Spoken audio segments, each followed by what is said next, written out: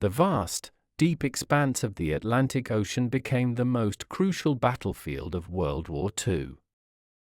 It was a watery arena where the future of an entire continent hung precariously in the balance. Hitler's U-boats, the infamous Grey Wolves, were initially the undisputed masters of this domain. They operated with terrifying impunity, a silent, unseen threat to the vital arteries of the Allied war machine. Germany's Naval High Command, led by Admiral Karl Donitz, held a firm belief that these submarines could choke Great Britain into submission long before any American intervention could prove decisive. This strategy was not born of recklessness, but of early, overwhelming success that seemed to justify the extreme faith placed in the U-boat fleet. The early years of the war are often described as the first happy time for the U-boat crews. During this period, Allied shipping losses mounted to catastrophic levels, pushing the British economy and its war effort to the very brink of collapse. The U-boat simply submerged, waited, and struck. They were perfectly designed predators for a world where their prey was largely unprotected and blind. Donitz calculated that if his U-boats could sink 750,000 tons of Allied shipping per month, the flow of essential resources, food, fuel, and raw materials, would cease entirely. The initial results were staggering and confirmed the belief in the ultimate power of the submarine.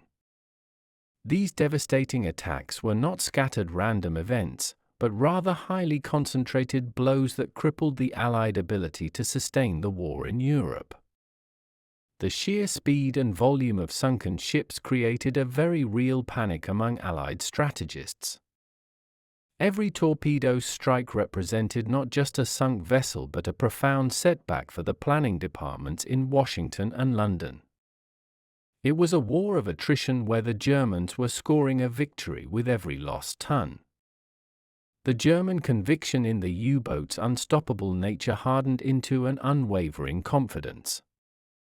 This unshakable belief, however, would soon become a critical and ultimately fatal strategic blind spot.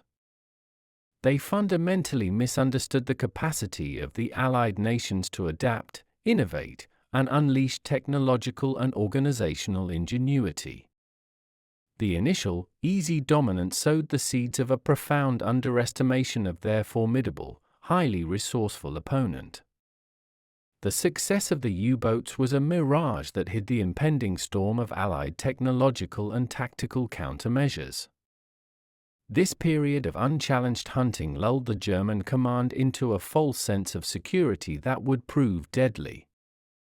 For the Allies, the Atlantic was far more than a mere ocean. It was the absolute, non-negotiable lifeline connecting the industrial heartland of North America to the besieged British Isles.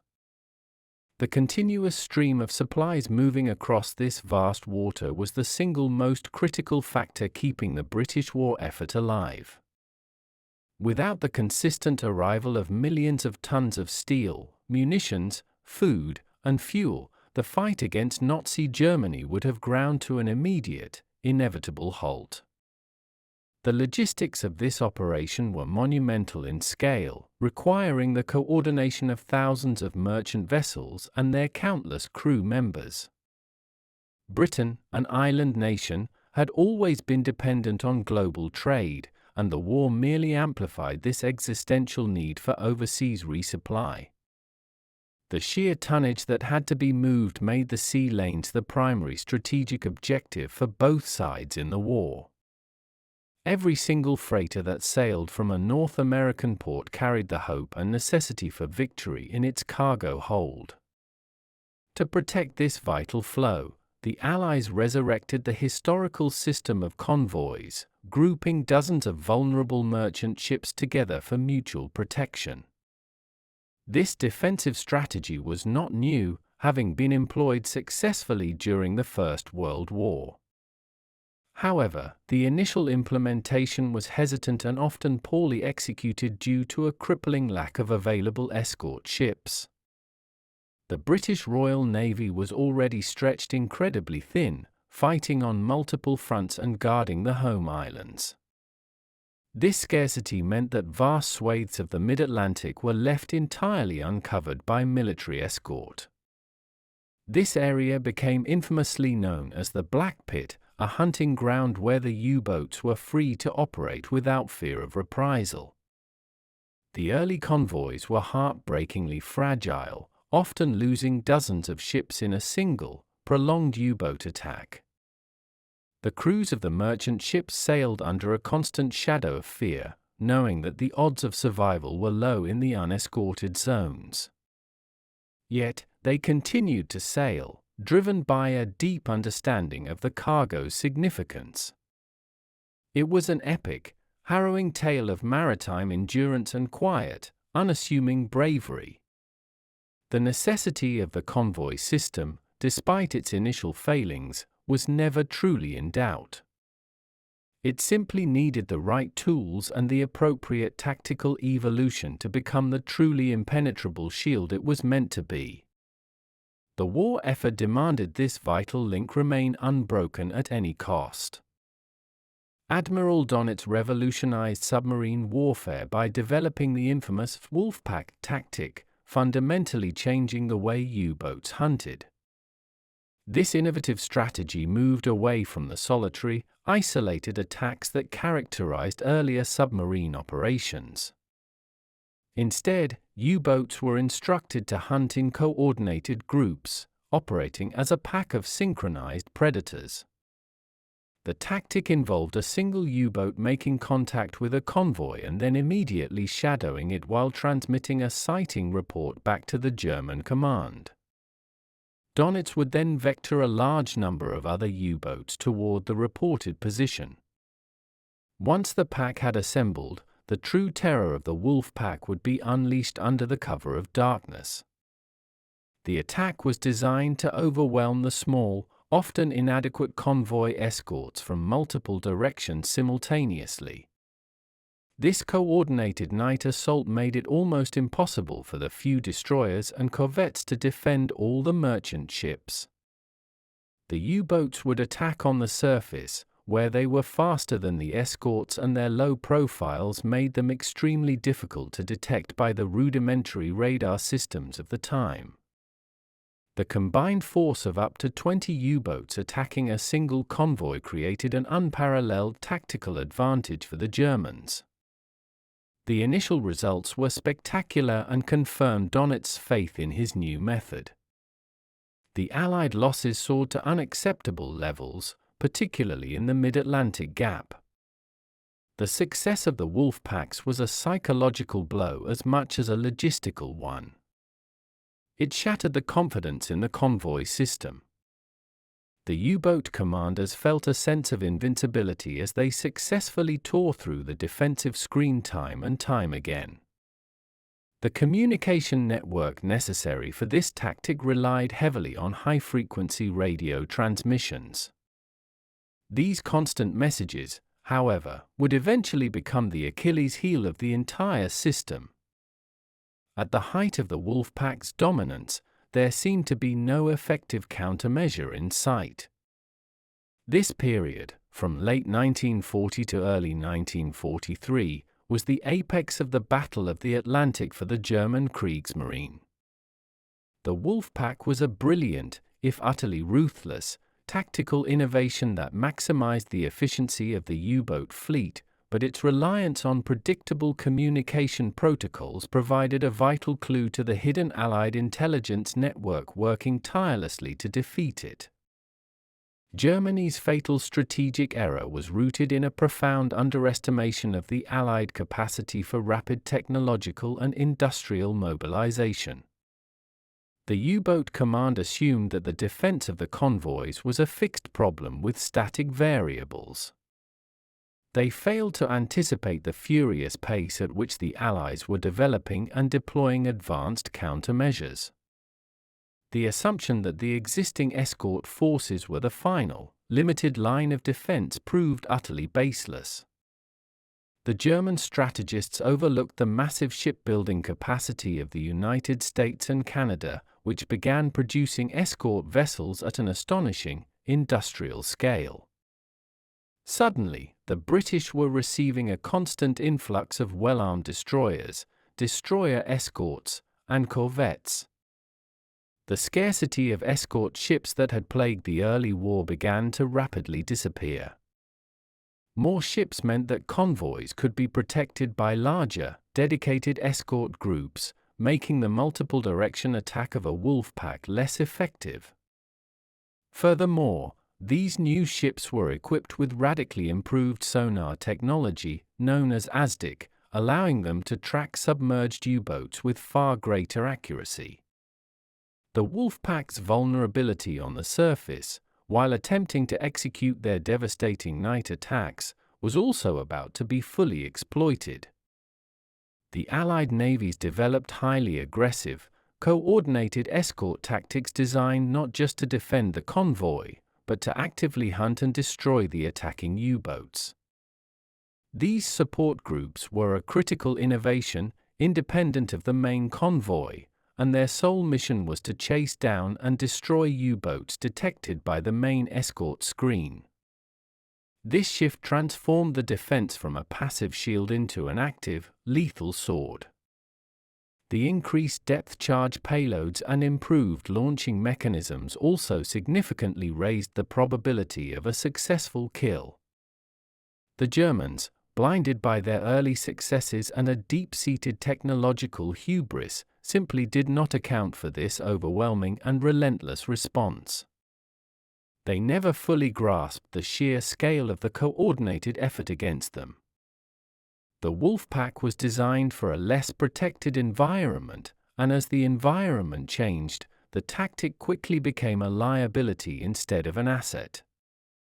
The hunter was unknowingly becoming the hunted.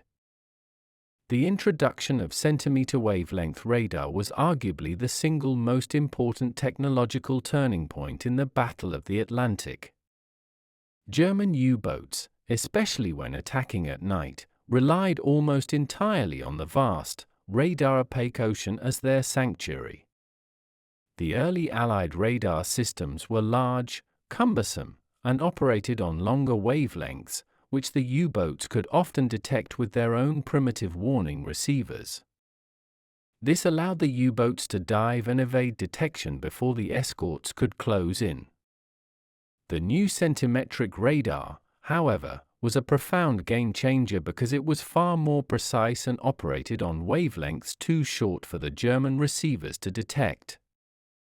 A crucial development was the cavity magnetron, a British invention that allowed for the production of powerful, short-wavelength radio waves.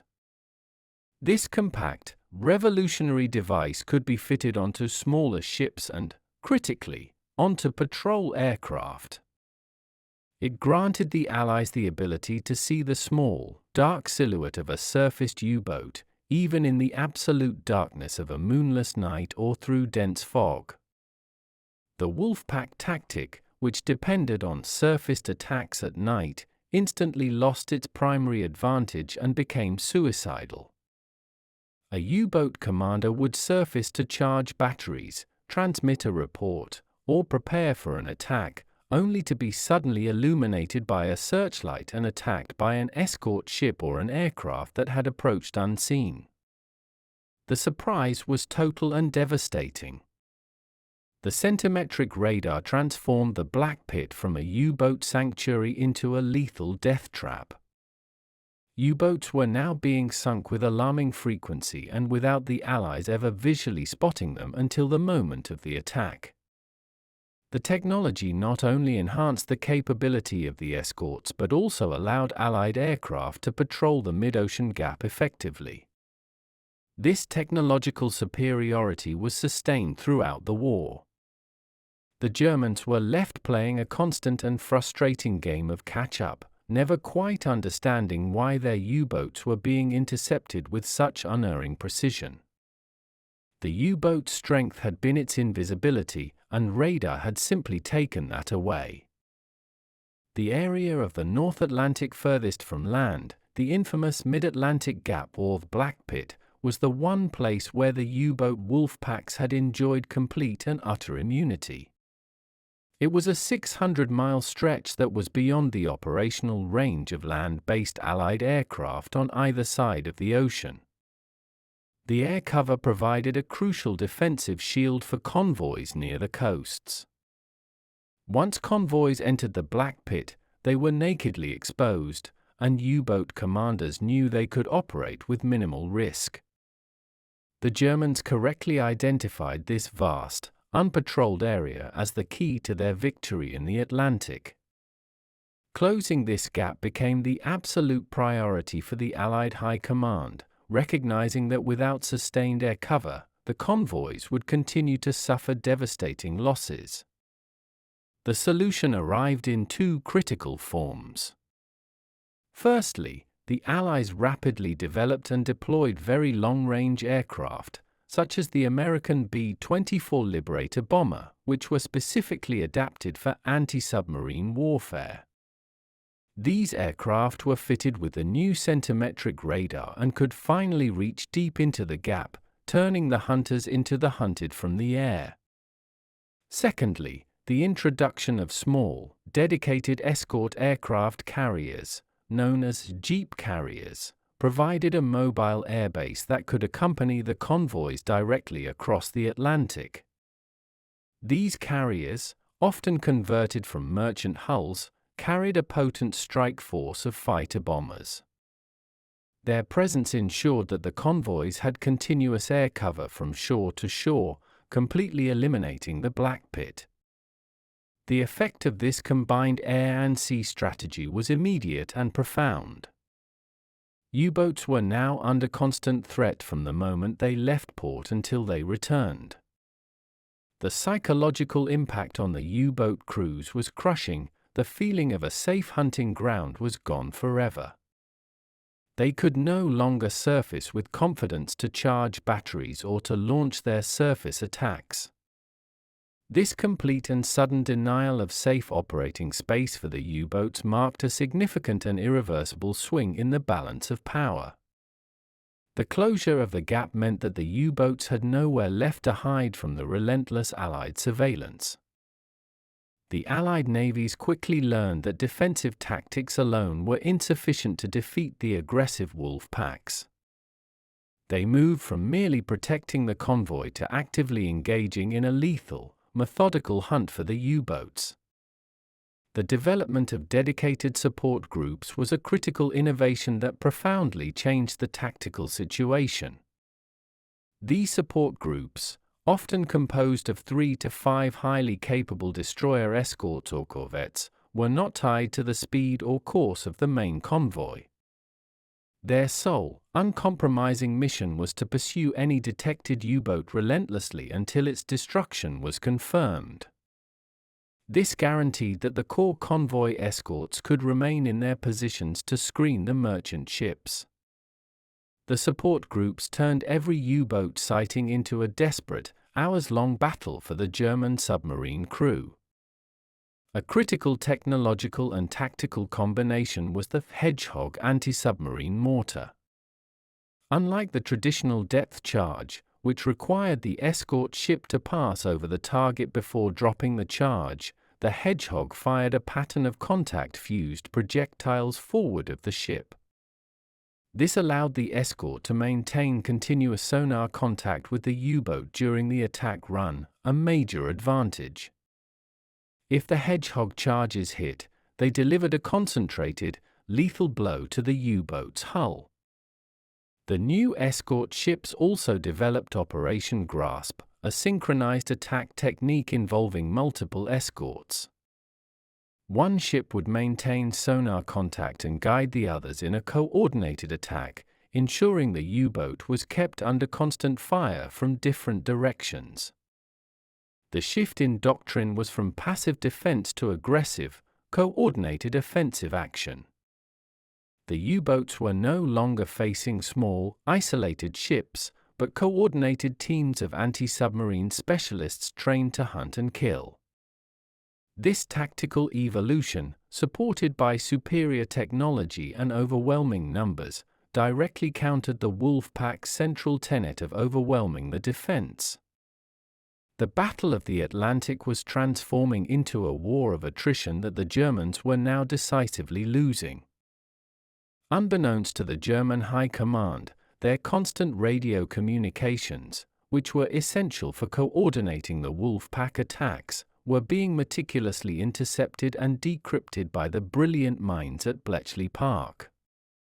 This intelligence advantage, code-named Vulture, was perhaps the single most devastating factor contributing to the defeat of the U-boat fleet. The German Enigma machine was believed to be unbreakable, yet the Allied cryptographers achieved a profound breakthrough that gave the convoys a hidden, omniscient shield. Every U-boat sighting report, every operational order, and every change in attack location was eventually being read by the Allies. This intelligence allowed the Allied Naval Command to perform a massive, life-saving logistical and tactical maneuver. They could simply route convoys around known U-boat patrol lines, effectively making the Wolfpacks search in empty, vast expanses of the ocean. A U-boat would wait for days in its assigned grid square, expecting a rich target, only to have the entire convoy pass silently and safely hundreds of miles away. Ultra provided the Allies with a constant, critical early warning system that saved countless ships and thousands of lives. The ability to predict the German movements also allowed the Allies to deploy their dedicated hunter-killer groups to areas where U-boats were known to be congregating. This led to devastatingly successful ambushes on the unsuspecting Wolfpacks.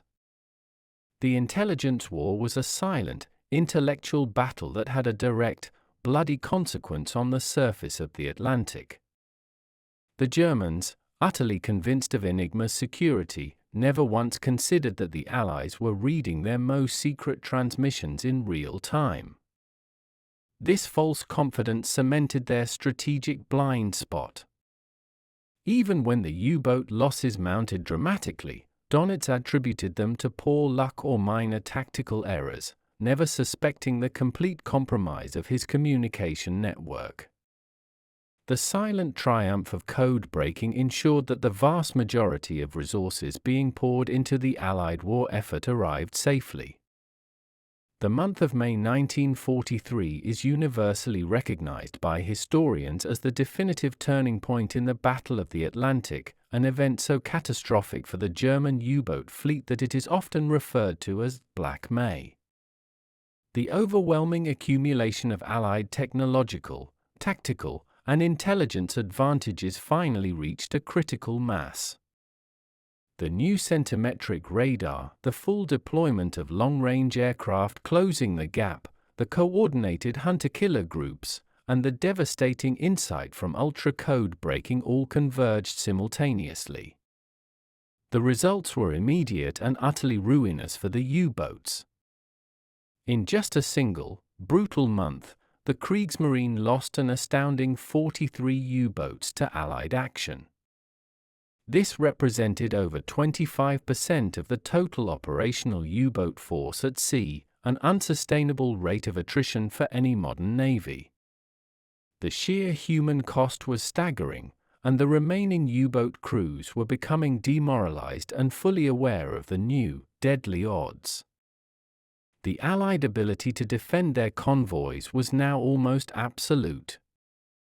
Convoys that were once decimated by Wolfpacks were now sailing through with minimal losses, while the attacking U-boats were being destroyed one after another. The ratio of ships sunk to U-boats lost had flipped completely in favor of the Allies. Admiral Donitz was finally forced to acknowledge the catastrophic situation that his overconfidence had created. In a frank and desperate radio message, he ordered the bulk of his U-boat fleet to temporarily withdraw from the North Atlantic trade routes. This withdrawal was the clearest possible admission of defeat in the crucial theater of the war. While the U-boat war would continue in other areas and evolve with new technology, the victory in the central North Atlantic was decisive and permanent. Black May was not merely a defeat, it was the final, irreversible moment when Germany lost the power to strangle the Allied supply lines. The Atlantic lifeline was secured. The development of the hunter-killer group was an aggressive, offensive evolution of the convoy system that moved beyond mere defense. These groups were not tasked with protecting specific merchant ships, but were instead organized into independent, lethal detachments whose sole purpose was the systematic destruction of U-boats. A typical hunter-killer group was centered around a small escort aircraft carrier. This carrier provided a continuous, 24-hour aerial umbrella, scouting vast areas of the ocean and relentlessly pursuing any submarine contact. The carrier was screened and supported by a ring of powerful, highly specialized destroyer escorts. These escorts were often equipped with the latest anti-submarine weaponry and the most advanced radar and sonar technology.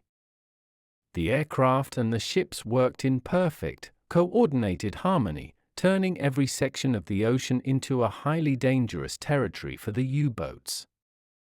The aircraft would locate the U-boat and immediately attack or mark its position with flares, guiding the surface escorts to the target. Once the surface ships arrived, they would launch their coordinated hedgehog and depth charge attacks, creating a sustained, inescapable barrage.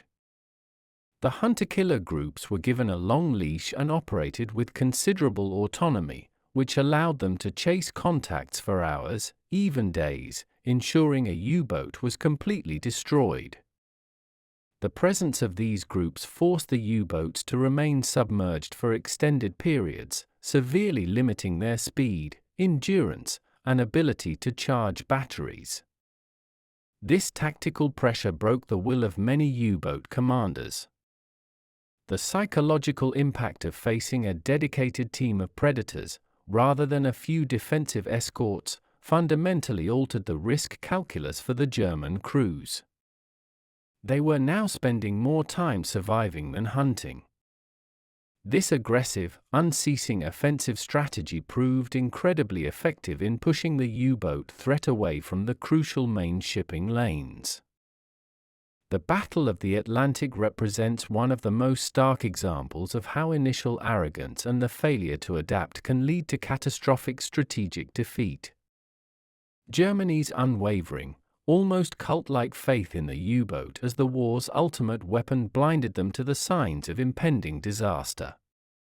Donitz and the Naval Command systematically underestimated the industrial might and technological genius of the Allied nations. They failed to comprehend the speed at which the Allies could mass-produce ships, develop radically new radar, and, most critically, break their supposedly impregnable Enigma code. This institutional hubris led to a fatal lag in German countermeasures. While the Allies were fielding centimetric radar, the Germans were still struggling with older, ineffective warning receivers. By the time the German military finally realized the severity of the intelligence leak and the technological gap, it was simply too late to recover the initiative.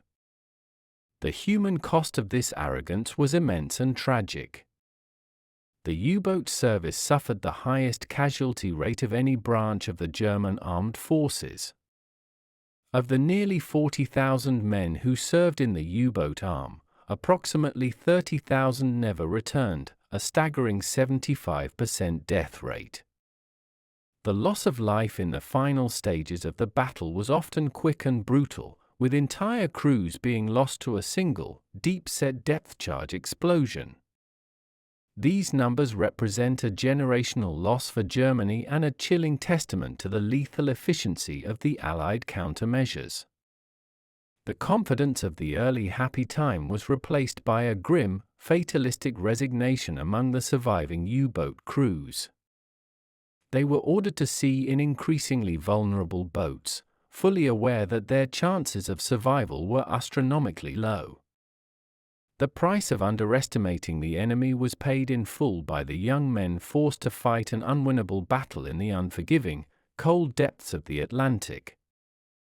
By the summer of 1943, the Battle of the Atlantic was decisively won by the Allies, securing the oceanic bridge that was absolutely essential for victory in Europe.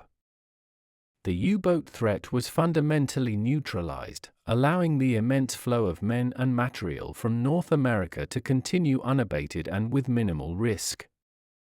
The victory in the Atlantic directly facilitated the massive build-up of forces and supplies required for the successful invasion of Normandy on D-Day. Without the guaranteed security of the sea lanes, the European invasion would have been an impossibility. The ability of the convoys to reach the British shores unmolested was the critical prerequisite for every subsequent Allied military operation in the European theatre. The war was transformed from a desperate struggle for survival into a logistical steamroller designed to crush the Axis powers. The once precarious lifeline was now a broad, well-protected highway. The story of the Battle of the Atlantic is a powerful testament to the decisive power of coordination, technological innovation, and sheer, bloody-minded perseverance. It was a victory achieved not by a single ship or a single technology, but through the perfect synchronization of code breakers, airmen, surface escorts, and the tireless crews of the merchant marine. The defeat of the Wolfpacks was not merely a naval victory, it was a foundational triumph that guaranteed the strategic and material capacity of the Western Allies to fight and ultimately win the Second World War. The safe arrival of every cargo ship in a British port signaled the failure of Hitler's attempt to starve Britain into submission. The successful journey of these convoys was the quiet, unsung victory that made all other victories possible. The dark days of the U-boat dominance were over forever.